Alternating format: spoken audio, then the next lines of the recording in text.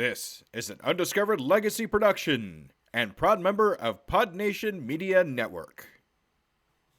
Welcome to Business Conversations with Pi Piet 2.0, where the advice is real, but the voices are AI. I'm Scoob, and we're harnessing cutting-edge artificial intelligence to tackle real-world business challenges and deliver actionable strategies you can implement right now. Joining us is our newest AI voice, Piet, sharp, insightful, and ready to challenge conventional wisdom. The questions are real, the data is vast, and the insights game-changing. So buckle up, Scoob believers. It's time to get across the start line. Let's dive in. Today, we are opening up a stack of reports that, well, they really challenge what is arguably one of the gloomiest narratives in economics. We are looking at aging. We are. And you're right, that narrative is usually pretty grim, isn't it? It's always framed as a burden, a tsunami, or a decline. You hear about pension crises, healthcare systems just collapsing. But the data we're looking at today from the IMF, the World Economic Forum, Interreg Europe, it tells a radically different story. Right. We aren't looking at a crisis. We're looking at perhaps the single largest economic opportunity of this century. You know, the scale of this really surprised me during the prep. I was looking at the numbers from silvereconomy.com. Right now, older adults, and that's the 60-plus crowd, they make up about 15% of the global population. Okay, significant. Yeah, but here's the kicker. That same group accounts for 27% of global consumer spending. Wow. It's a massive disparity, isn't it? It is. I mean, they're punching way above their weight class economically. They aren't a niche market anymore. They are the market. So our mission today is to figure out what that actually means. Right. We're not just talking about building more nursing homes. We're looking at entrepreneurship, innovation, and how businesses can really pivot to serve this demographic. And just as importantly, how that demographic is reshaping the workforce itself. Because hitting 60 in 2026, it doesn't mean you're done. For a lot of people, it's just the start of a second act. Exactly. So let's get into the sources. We have the IMF reports. We have analysis from the World Economic Forum, some really specific case studies on small businesses. Where do we even start to understand why this shift is happening now? I think we have to start with the demographics, specifically what the IMF calls the demographic turning point. Okay. It's that exact moment when a country's working age population stops growing and starts to shrink. Now, advanced economies, think Japan, Germany, they crossed this line years ago. But the big news is that emerging markets are hitting it too. And the projection is, what? By 2080, the median global age is over 40. That's it. And historically, that would sound an alarm bell. Yeah, that sounds like a problem. Fewer workers, more retirees. The math just doesn't seem to work. It sounds like a recipe for stagnation. If you look at it through that traditional lens, yes, that's the old dependency ratio argument.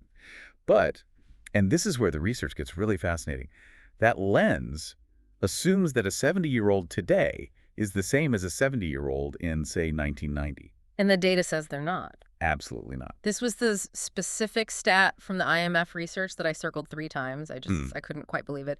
They found that a 70-year-old in 2022 had the same cognitive processing power as a 53-year-old did in the year 2000. It's a staggering improvement in just one generation. It really is. I mean, 70 is literally the new 53. And that just fundamentally breaks the old economic models. We have to separate chronological age, the number of candles on the cake, from prospective age, which is basically how many healthy, productive years do you have left? The IMF analysis suggests that if we account for these healthy aging trends, the burden kind of disappears.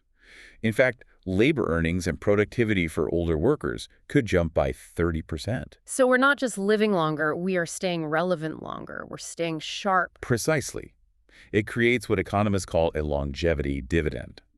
The IMF estimates this could boost global GDP growth by 0.4 percentage points annually. Now, I know 0.4 sounds like a rounding error to most people. It does sound small. I mean, I wouldn't get out of bed for a 0.4% raise. But in macroeconomics, across the entire global GDP, that is huge. It's about 15% of the world's historic growth rate, a massive injection of value just by keeping people healthy and active. So the shift is from thinking about an aging society, which just sounds depressing, to a longevity economy. Exactly. It's an asset, not a liability. It's a dividend, not a tax. Okay, so let's follow the money then. If we have this huge group of sharp, active 70-year-olds with all this spending power, what are they buying? Because I'm guessing it's not rocking chairs and hard candies moving the needle on GDP. Far from it. The biggest trend we're seeing in the 2026 data is a move away from isolation and toward integration. For the last 50 years, the model was containment. You get old, you go to a specialized facility, usually on the edge of town. Right, away from the action. Exactly. That model is collapsing.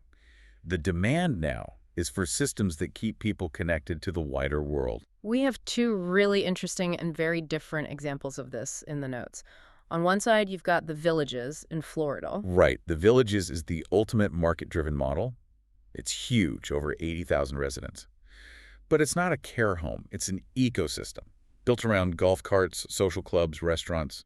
It's an entire economy built on active leisure. It proves that if you build for that lifestyle, they will come. And spend money. But then on the flip side, you have the case study from Chengdu in China. That's a policy-driven model. Yeah, that's completely different. China's facing a massive demographic shift, so they have a national mandate. All communities must be elderly-friendly by 2035. They're retrofitting a megacity.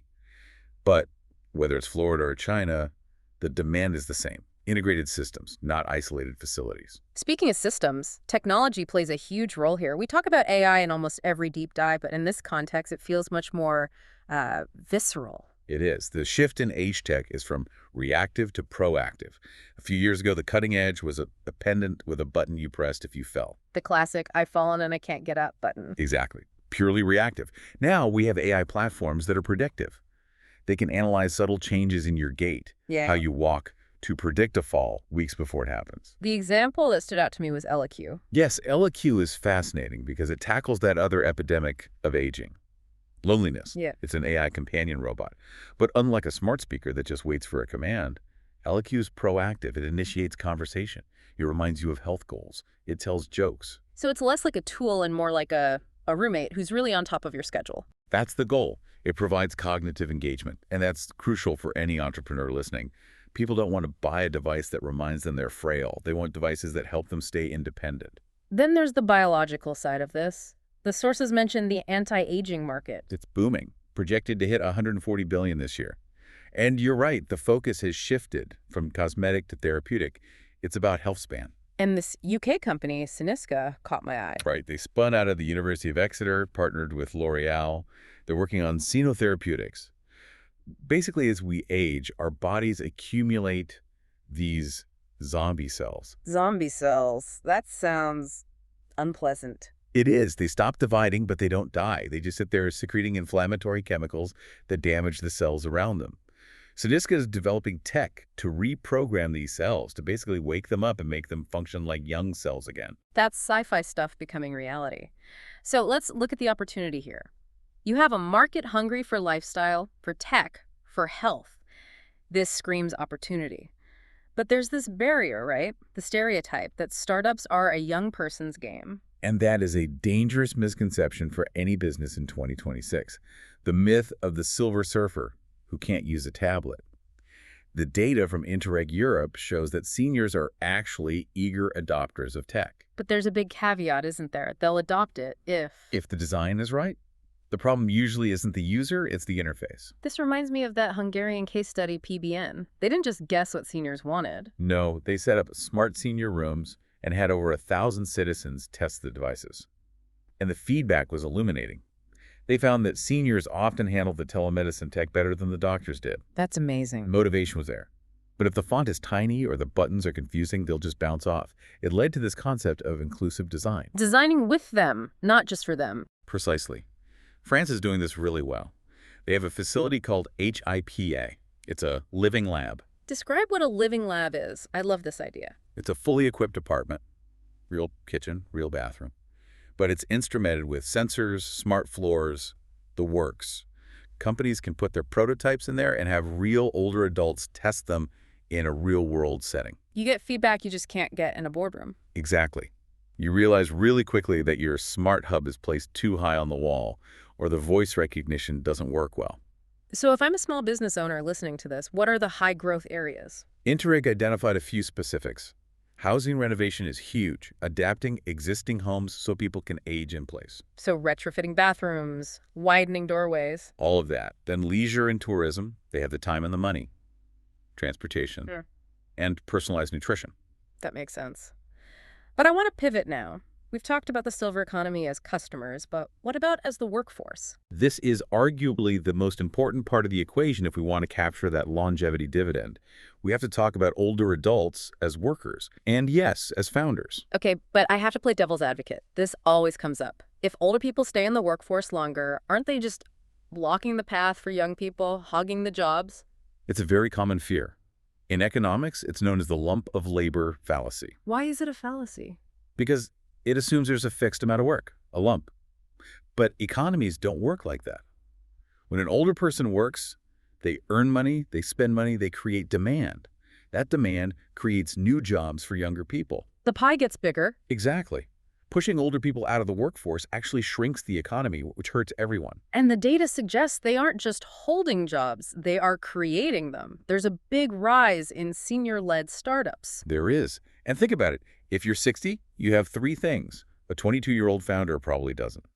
Deep industry experience, a professional network, and access to capital, plus all the soft skills. So if you're 60 and you're thinking about starting a business, the stats are actually in your favor. You might be the safest bet in the room for an investor. But for this to work at scale, the workplace itself has to adapt. You can't just expect a 65-year-old to work on a factory line designed for a 25-year-old. True.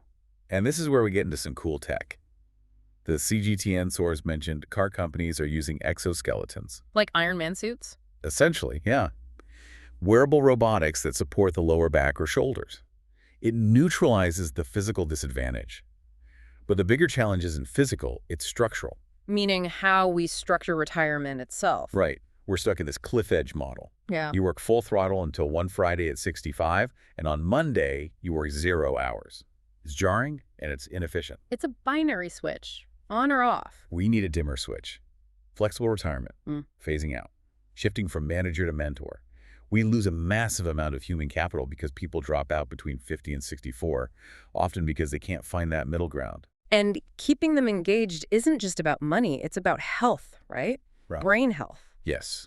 Scotland has this amazing initiative, the Healthy Aging Innovation Cluster. They treat brain health as a lifelong asset. Work, social engagement, problem solving, these are some of the best ways to protect the brain. Keeping people working is a public health strategy. So we have the opportunity, we have the tech, but it's not all smooth sailing. There are some serious hurdles in these reports. There are. And the biggest one is inequality. We said earlier that 70 is the new 53, but we have to be honest. That is not true for everyone. There's a massive gap in health span based on income and education. Right. The sources were stark on this. In the US and UK, poorer populations spend way more years in bad health. Exactly. The longevity dividend is currently a luxury good. If you've worked a grueling manual labor job, you might be physically worn out by 55. So the economic boost only works if the baseline health of the whole population is lifted up. Correct. The IMF makes a strong case that tackling childhood obesity is actually a silver economy strategy. You have to build that health capital early. You can't just flip a switch at 60. And that connects to the policy lag. It feels like we're running a 2026 economy with 1926 regulations. Our pension systems were designed a century ago. When they were introduced, the average life expectancy was often lower than the retirement age. Wow. The system was designed for people to work, retire, and then, frankly, die. Now we're looking at the 100-year life. The math just doesn't work anymore. It's a global problem. I loved the idea from the World Economic Forum of a COP for aging. Like the climate conferences. Exactly, a global summit for longevity. It's a brilliant idea. Every country is facing this, but many are solving it in a silo. We need to share what works, like Sweden's pension reforms or Japan's elder care insurance. So let's bring it all home. If I'm listening to this, thinking about my career or my business, what is the main takeaway? I mean, we have to fundamentally reframe our mindset. We have to stop looking at the silver economy as a niche problem to be managed. It is a driver of innovation. It's about AI, regenerative medicine, smart housing. It's a shift from managing decline to supporting vitality. Supporting vitality. I like that. It's much more optimistic. And I want to leave everyone with a final thought from Andrew Scott's book, The Longevity Imperative. He points out that we spent the 20th century inventing two new stages of life: teenagers and pensioners. Huh. That's true. Those concepts didn't really exist before. Right. And now, he says, we have to invent a whole new stage. Think about it. If you're 60 today, you might have 30 productive years left. That is an entire career. It's too long to just be an extended retirement. 30 years. So the question is, are you planning for a 30-year vacation, which most of us can't afford and would probably get bored of, or are you planning for a 30-year reinvention? That is a huge question to chew on. 30 years is a long time to just play golf. It certainly is. And the businesses that help people with that reinvention through education, health, flexible work, those are the ones who are going to win the next decade. Well, thank you for walking us through the future of aging. It is definitely looking a lot brighter and more dynamic than the old narrative suggested. And thank you to everyone listening to this deep dive into your own future. We'll catch you next time.